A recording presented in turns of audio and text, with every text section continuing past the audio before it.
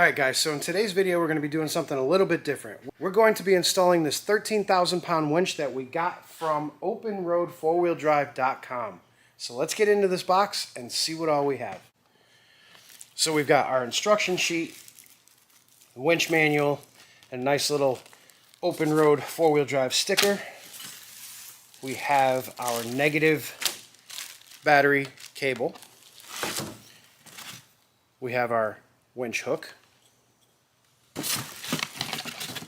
We have our wired remote. You guys can see there. And then we have one wireless remote. And I believe, if I'm not mistaken, underneath this wonderful stuff, we have another wireless remote. Now these two wireless remotes are good to up to 50 feet away from the winch, which is amazing because it allows you to kind of get out of the way of things. So let's get this in our nice little open road hat out of the way, and we'll get down to the actual guts and glory. Now for those of you that have never used a winch before, this is what they call the solenoid pack. Now this solenoid pack is going to mount wherever you want it to mount. You can mount it remotely, you can mount it dead on top of the winch, which is what we're going to do because we have the room. But in certain scenarios where your winch is under your bumper and you don't have room for the big solenoid pack, you can mount this under the hood. You can mount it, remotely anywhere. So that's nice that they actually give you that option to do so. Then we have our nice little fair lead. And the reason why this doesn't need to be a roller fair lead is simply for the fact that we have a synthetic winch rope. So we'll yank out the winch and we'll get to it. Show you what that looks like. Now, let's go through some quick features. So right here you have a 6 horsepower series wound motor, which is amazing. The series wound motors actually provide more power with less current draw. So it's a little bit easier on your battery, a little bit easier on your alternator, and you don't end up with, big issues with that. Then we have a synthetic winch rope. Now, synthetic winch ropes are great because not only can you get them wet, you can run them down in low temperatures, you can run them in hot temperatures, and this particular rope is tested to over 23,000 pounds. So the nice thing about having synthetic is that, one, if it were to break, which is unlikely, but if it were to break, it doesn't snap nearly as violently as a steel cable does because it doesn't put as much tension on it and it immediately goes slack when it breaks. Still, you'd want to be safe with it. The secondary thing is obviously it's much lighter, it's easier to maneuver, it's nicer on the environment as far as like tying off to trees and things of that nature. And overall, it just makes for a lighter package, a lighter winch, easier cable to deal with. You don't have to run a roller fair lead up in the front here so that you don't damage the cable, and a bunch of other stuff. Now, this unit also has a really nice handle here for disengaging and re-engaging. You just turn and spin, drop it back down again. Super nice, fits in the hand really well, and that'll give you the ability to free the winch or run the winch. Now, one of the other nice things about this particular unit too is that it has an automatic brake in it. So as the winch slows down and stops, the motor and the planetary system will actually hold the winch wherever you placed it. So it's not like if you let off the button, the winch is just automatically going to spool cable out of here. It'll stop in place, which is a great little thing about these winches. Okay, so the very first thing we're going to want to do is right off the rip, we're going to flip the winch over on its lid. So we haven't put the solenoid pack on it or anything yet. We're going to flip the winch over on its lid.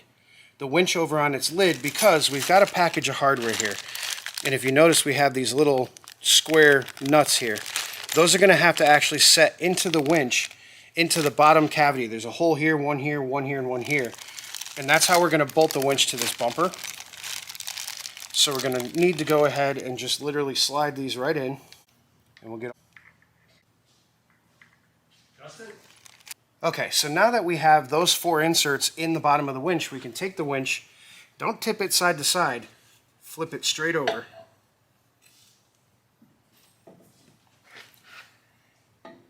And then once we get the holes roughly lined up, what we're going to do is I'm going to show you a little bit of a trick when it comes to mounting a winch on a Jeep bumper, because there's some hazards underneath that you need to be aware of, especially when mounting the winch. But now you can see that there's you know, the 4 mounting locations for the winch are 1, 2, 3, and 4. And now we actually have some clear area to take our hardware and get up it. We got one set of hands. And basically what I was just talking about there is the fair lead is right there, right on the front of the winch here, right on the front of the bumper. You want to make sure that you can get this eyelet through it before you mount your winch down completely, because if you go ahead and you mount your winch too tight, you won't be able to get that in there. So now what we're going to do is we're going to go ahead and tighten those up. Now when I slid this winch, I slid it all the way back, and the reason why I slid it all the way back towards the rear of the vehicle is because when we go to put that fair lead on in the front, the bolts are a little bit long and they go all the way through the bumper and they can actually hit the front of the winch. So you don't want them hitting the front of the winch because, you know, just because. And you also don't want to have to mess around with shortening bolts. Click, click, click. All torque to spec. So now that we have the winch bolted down and bolted in place, we can swing our bumper back over of our jack, swing it over, and lay it in place. And now we can actually bolt the bumper down. So I'm going to go ahead and bolt the bumper in. Once I get the bumper bolted in, once I get the bumper bolted in, that's a tough one. You guys should try that sometime. I'll bring you guys back and we'll finish up the install on the winch. We'll do the wiring, the solenoid pack, and all that stuff. All right, now that we've got the bumper mounted nice and sturdy, all the bolts are in it, everything is good to go, we're going to go ahead and install the fair lead. Now, if you guys are unfamiliar with winches, what a fair lead does, I don't know how well you'll be able to see it, you probably can, but all these edges are nice and smoothed out and rounded and everything else. It's so when your cable is pulling against either direction of this, you're going to have good cable protection. Always got to protect your cables. But your cable will be protected from snarling or snagging or, you know, ripping or anything else. So the fair lead actually mounts right to the front of the bumper. And then we have 2 bolts that secure it. So we've got 1 bolt, a short bolt that actually goes through here and into the bumper. And then we have this little collar. Now this little collar, what it's going to do is going to go in this side of the fair lead, and when we run our hook back in, we'll have something to hook the hook onto to keep it.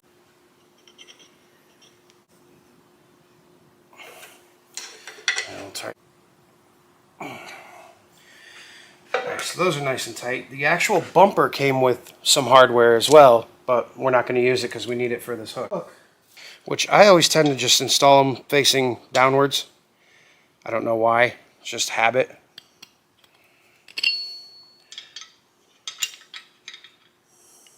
You can hook that right there just like that.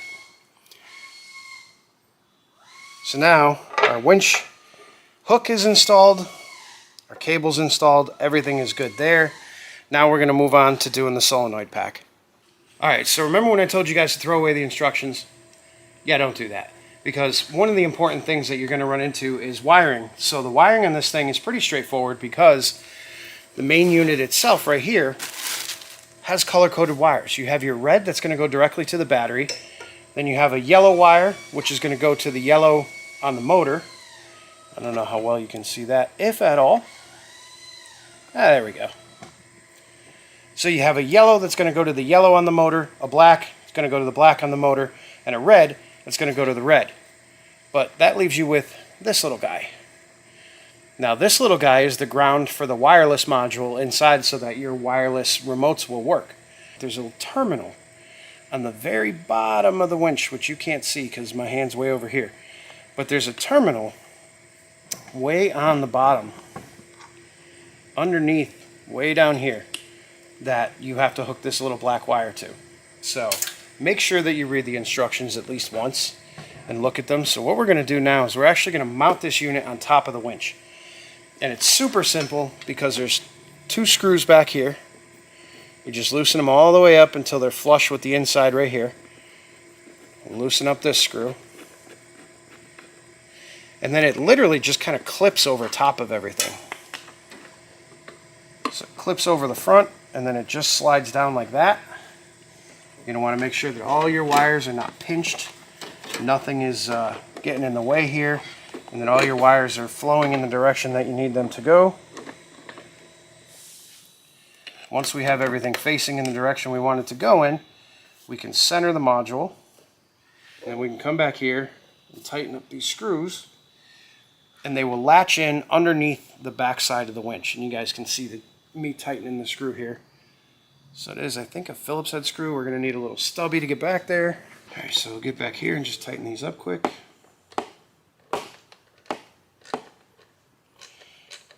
You don't have to go super crazy tightening these things down, because they'll get pretty close. They'll grab on pretty tight. Okay, so like I said before, we have our 3 main big wires here that are going to go directly to the motor, and we're just going to go color for color on these. So we'll start with the yellow back here. We'll start with the yellow, and then we'll do the black wire. And I always like to make sure that you're kind of running these in a way that's going to keep everything nice and tidy so that nothing gets snagged or hung up on anything. You never want to rip the wires out of this thing.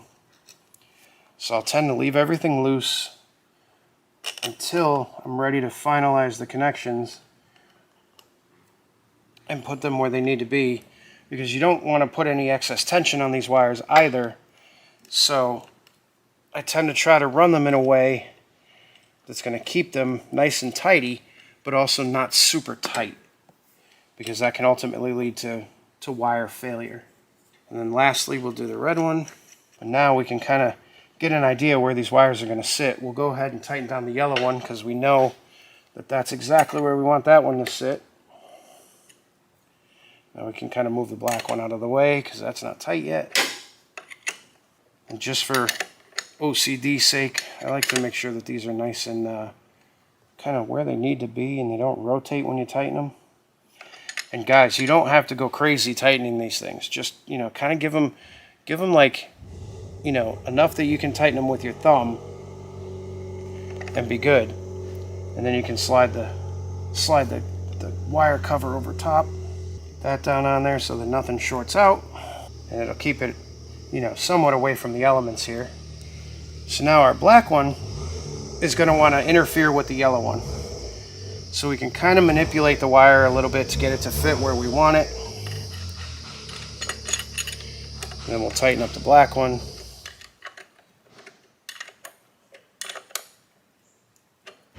And again, don't go crazy tightening these things.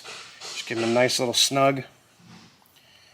And then we can pull this one over top. Get that cover down on there. There we go. Now we can kind of push that wire back down into its home right there. So we got, you know, nice wire running out that way. We got this wire running out this way. Everything fits really good. And then we can kind of sneak the red one over into that same direction, just to kind of keep everything clean and neat. Get the cover on that one. And then if you want, you can always come back in here later and we'll throw a zip tie on those just to kind of tidy them up a little bit so that they fit really nice. But what we have left now, alright, so what we have left is our red positive wire, which again, you guys can't see shit. Our red positive wire, which is going to go directly to the battery. So we have a decent amount of cable here that'll go directly to our battery. And then we have our ground cable, which again will go directly to the battery.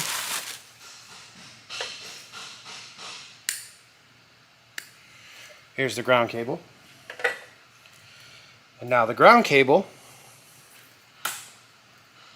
goes to this terminal that you guys still can't see. Let's see if we can lower you down a little bit. Probably can't see it, but it is right under here. There's a nut right under here. I believe that's also a 14 millimeter. Alright, so there you go. There's the nut in the washer. And then our big negative terminal to the battery is going to go there, as well as our small little terminal from the wireless module. So we'll put the wireless module one on first so that we're not tightening down a nut onto a tiny little connector. And then we're going to stick our main ground cable onto there.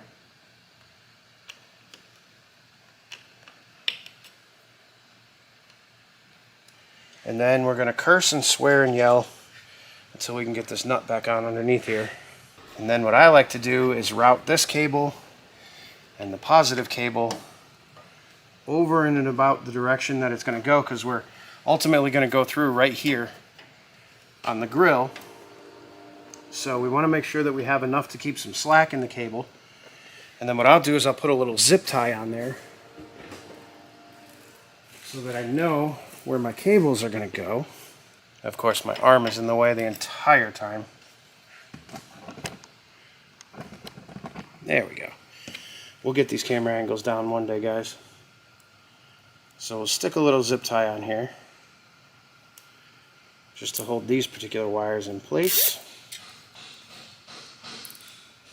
So again, what you want is you always want to have, you know, enough slack on the wire to where if things move around, it's not going to hurt anything. So now we can go in here, come underneath here and tighten up our little 13mm guy. Now our winch side of things is completely wired. So what we're going to go ahead and do now is I'm just going to clean up these wires a little bit. We'll get everything tied in place so that there's no issue anywhere with any of it and that nothing moves around. The wiring stays where you put it. So now all of our wiring is done. All of our grounds are done. Everything is done right here on the winch. So now we need to go up under the hood. We need to wire these two cables right here directly to the battery. So we're going to run these through and then wire them up directly to the battery. So let me get the Jeep lowered down and then we can hoo. Okay, so running the cabling is not the funnest thing in the world because you have these two massive wires that you have to try to snake through.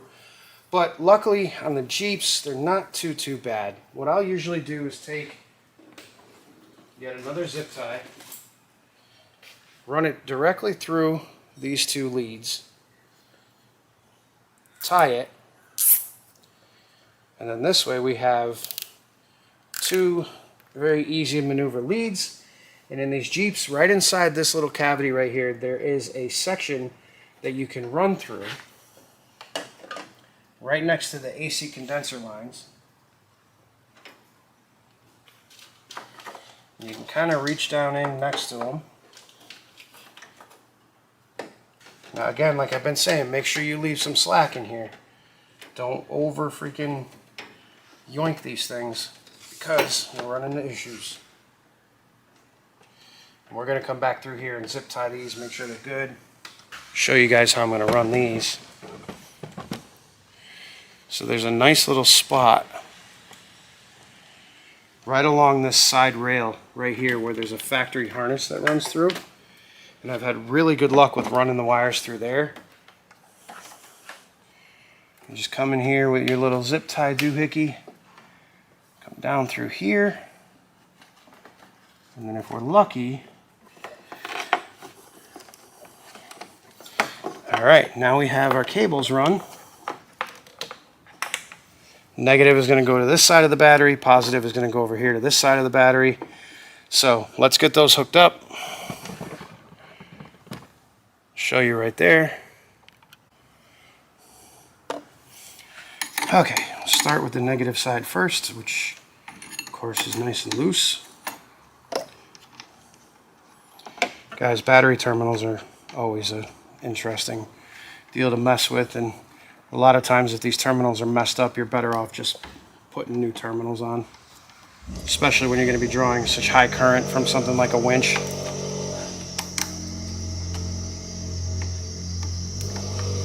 But these terminals are still good, so. Alright, I don't like the way that that's rubbing. The positive's rubbing on that side.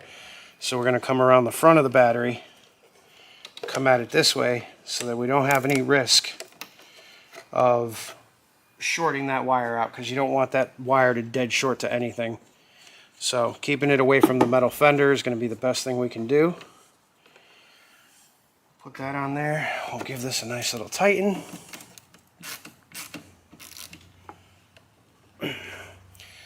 give this side a nice little tighten. Hopefully without breaking stuff. Okay, there we go. So now we got our positive wire there, we got our negative wire there, we got our wires run in a nice location. I don't know if you guys can see, but they all run straight down there and then come out there.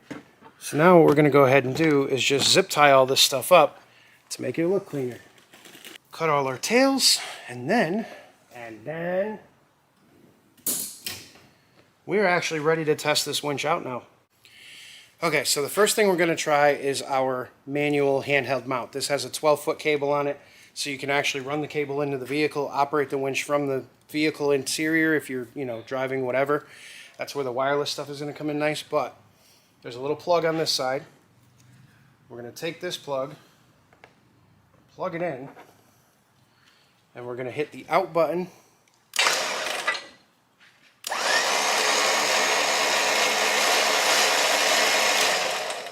And there we go. We get out, and we have in. And I'll show you how this hook works right here.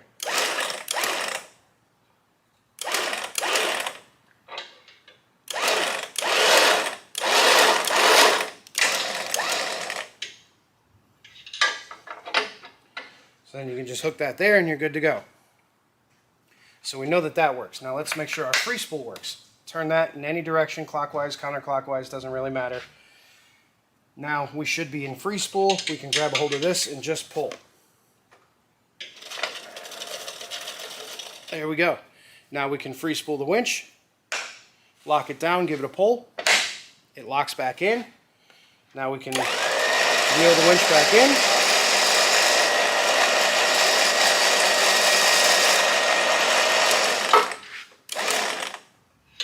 Send our hook over here. Perfect. So, the wired controller works beautifully. Unplug that. We'll put the cover back on it. Now we're going to try the wireless controllers.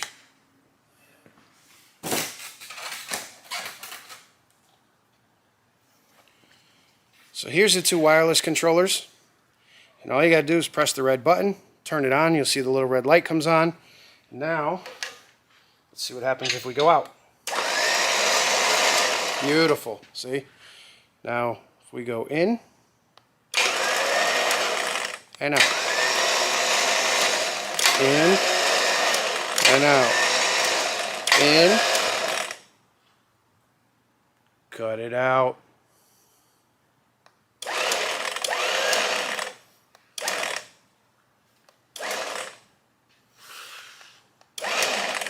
Right? That wireless controller works. See if the other one does. Out. Hey, look at that. Both wireless controllers work. Now, having the wireless stuff is awesome. That's one thing I'm really happy about that they included with this winch was the wireless stuff.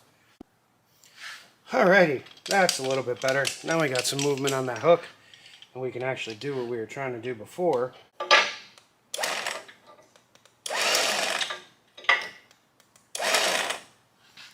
And then have the hook sit here nice and tidy without going anywhere or rattling as you're going down the road. So now that's perfect. Everything fits like it should. So nice little winch. Very nice winch.